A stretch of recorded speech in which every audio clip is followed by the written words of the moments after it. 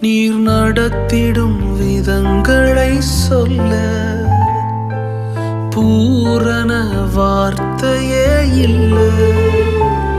நீர் நடத்திடும் விதங்களை சொல்ல ஒரு பூரண வார்த்தையே இல்லை.